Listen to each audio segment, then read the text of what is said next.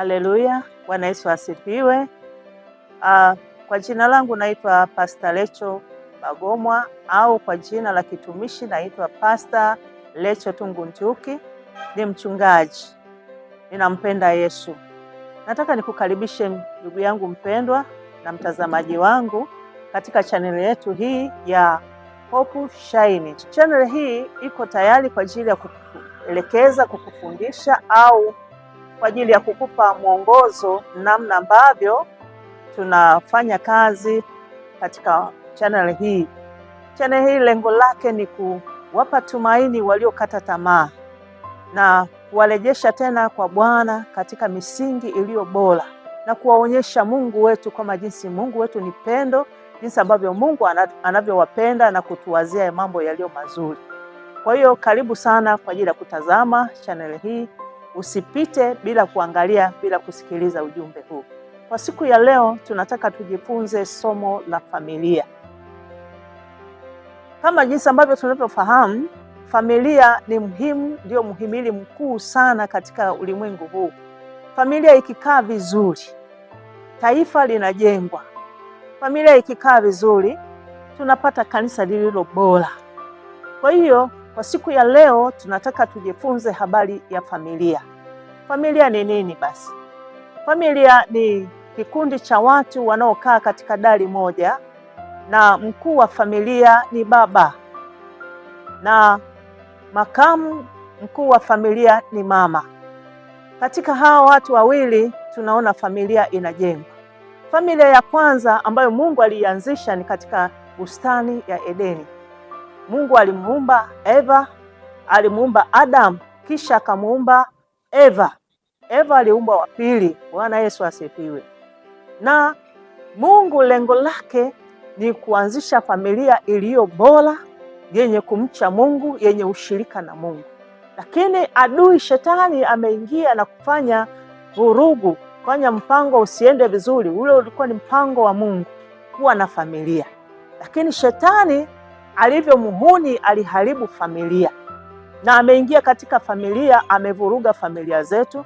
Leo tunaona hata kanisa halina maadili, tunaona maadili yameporomoka, tunaona taifa limekosa vijana wenye mwelekeo mzuri, na kila kitu kimeharibika kwa sababu shetani hapendi familia. Sasa leo nataka nizungumzie kwa kifupi habari ya familia. Bwana Yesu asifiwe. Baba, Biblia inasema baba ni kichwa. Baba ni kichwa na mama kama msaidizi wa kichwa. Haleluya. Sasa mambo haya ya familia tunataka tuangalie katika kitabu cha Mithali sura ile ya 1 na ule mstari wa 8. Biblia inazungumza kwamba, mwanangu, yasikilize mafundisho ya baba yako na usisahau sheria ya mama yako. Tunaona baba ni mwalimu, ni mfundishaji katika familia. Baba asipoweka maono yake sawasawa katika familia, hakuna ambacho kinaweza kikakaa vizuri. Baba akiacha kukaa katika kwenye nafasi yake ya kufundisha, ya kukaa kuelekeza familia ifanywe nini, hapo ndipo adui huwa anaingia katikati ya familia na kuleta mambo yasiyo sawa. Watoto hujifunza habari za mambo mengine ambayo yanakuwa ni si sawa katika familia. Bwana Yesu asifiwe. Na Bwana atusaidie sana. Kwa hiyo baba, kama jinsi ambavyo Biblia inasema baba ni kichwa, ni lazima baba asimame kwenye nafasi yake kama kichwa. Asiposimama kama kichwa, ajue kabisa kwamba anasababisha familia isiyo bora, familia iliyokosa malezi. Na Biblia inasema kwamba mama ni sheria. Mama huchukua sheria ya baba, yale mafundisho ya baba mama anachukua kama vile msaidizi, na mama huchukua yale mafundisho na kuyafanya kuwa sheria. Ile sheria inapotengenezwa na mama kwa ajili ya kusimamia yale maneno ya baba aliyofundisha, mama hawezi kuwa mwanasheria bila kuwekewa maneno ya kutengenezea sheria, na mama ndiye msimamizi wa sheria. Kwa lugha nyingine, ni msaidizi wa maono ya Baba. Haleluya, jina la Bwana libarikiwe. Sasa kitu ambacho nataka niseme, baba, usipochukua nafasi yako katika familia, kujitambua wewe ni nani, ujue unapoteza familia, ujue unampoteza mama, na mama anapoteza watoto. Jina la Bwana libarikiwe, na Yesu atusaidie sana. Kwa hiyo sasa, kitu ambacho tunataka nizungumze leo, baba, simama kwenye nafasi yako. Rudi usimame kwenye nafasi yako baba katika familia. Pata nafasi nzuri, pata muda mzuri wa kukaa na familia. Usimwache mama mbali, kaa na mama karibu. Haleluya. Unajua pale katika kitabu kile cha Mwanzo kinazungumzia habari za Adam na Eva, na tunaona kwamba Adam aliondoka kaenda mbali akamwacha Eva, na alipomwacha Eva kwa muda mrefu, shetani alipata nafasi ya kuingia sehemu ya baba, akazungumza na Eva maneno ambayo Eva alichukua na kuyatekeleza. Leo tunalia dunia nzima kwa sababu ya utekelezaji wa maneno ambayo shetani alimpandia Eva.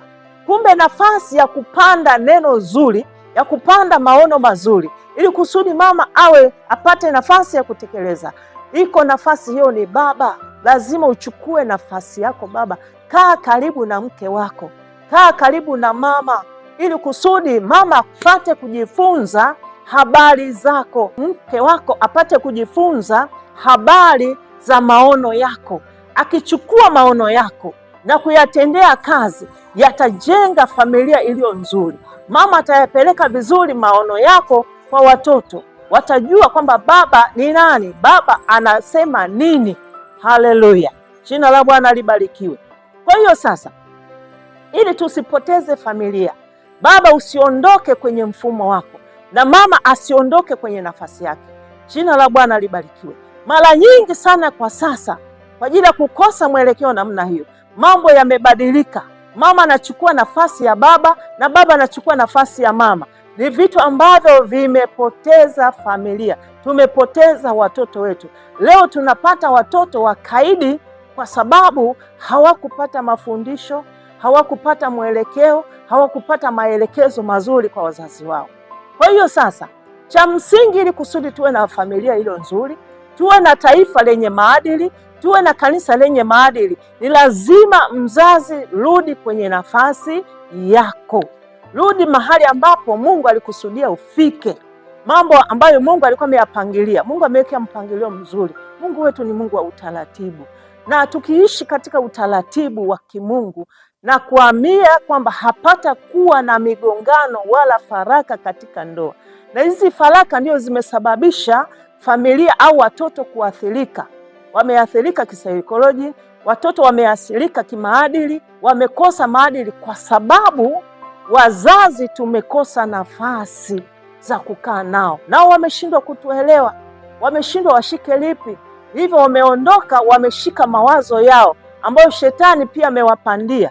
Nimesema kwamba kama baba utakosa nafasi ya kuzungumza, shetani huchukua nafasi. Na mama usipochukua nafasi kwenye nafasi yako ya kushikia sheria, kuitunza sheria ya familia, lazima shetani achukue nafasi. Bwana Yesu apewe sifa. Mama hupokea maono kutoka kwa baba, lakini kama baba atanyamaza, mama hawezi kupokea kitu. Atatafuta maarifa yake, atatafuta maono yake, hayo ndio atayaweka mahali pale. Wakati huo nataka nizungumze kwamba mama anapochukua mawazo yake na kuyaweka kwenye familia ambayo hayajatokana kwenye mtungano, ni lazima pataleta makwazo, ni lazima pataleta hatari katika familia. Ni lazima kwanza baba, kama jinsi ambavyo Biblia inasema baba ni kichwa, ni lazima baba usimame kama kichwa. Ni kwa nini Biblia inasema ni kichwa? Kwa sababu Mungu ameachilia maono yote ndani yako, lakini mwenye kuyatekeleza hayo maono ni mama. Sasa unaponyamaza au unapokaa mbali na mke wako, ni lazima mambo yaende vibaya. Shetani lazima aingie kati na kuleta mpango wake. Ndio maana tunapata migogoro. Jina la Bwana libarikiwe, na Yesu atusaidie sana katika hili. Ili tuweze kupata kanisa zuri, ili tuweze kupata taifa zuri, ni lazima tuishi katika mpangilio ulio sawa. Jina la Bwana libarikiwe. Na jambo jingine ambalo nataka nikushauri au nataka nilizungumzie ni kwamba watoto tunapopewa watoto katika familia, ina maana hiyo tumepewa dhamana mbele za Mungu. Haleluya watakatifu. Tumepewa dhamana. Mungu ametukabidhi hawa watoto tuweze kuwafundisha. Leo watoto tumewaacha wamepokea mafundisho mengine kutoka kwa adui. Leo wanaitwa watoto wa mitaani, watoto machokola, lakini si majina yao na wala sio sifa yao na wala si hicho ambacho Mungu alikuwa amekusudia. Hiyo dhambi watoto wamebebeshwa mitaani kama ni watoto wa mitaani, watoto watoto watukutu. Hiyo ni msalaba wa dhambi ambao wamebebeshwa watoto, lakini hayo makosa yametokana na wazazi. Mungu atusaidie sana. Mungu atusaidie tena. Leo tunakuwa na watoto wanaitwa panyarodi, sio majina yao. Ni nani aliyesababisha? Ni mlezi aliyemlea mtoto, ni mama aliyekosa kupokea mafundisho na baba aliyekosa kuachilia maono yake kwa mama. Haleluya watakatifu, na Bwana atusaidie. Kwa hiyo sasa, jambo kubwa ambalo linawabebesha au linaharibu watoto ni kwamba watoto wanatafuta namna ya kupata mafundisho ili kusudi waweze kujiwezesha kufikia maono ambayo wanatamani kuyafikia, lakini wamekosa kiongozi. Kumbe kiongozi alikuwa ni baba, kiongozi alikuwa ni mama. Kama mama ameacha kufanya maongozi, ni nani aliyechukua nafasi katika ufahamu wao? Ni nani aliyechukua ufahamu wao? Ni nani aliyechukua nafasi ya baba au nafasi ya mama katika mioyo yao? Hiyo ndio inalotesa watoto wetu. Sasa kikubwa ni kwamba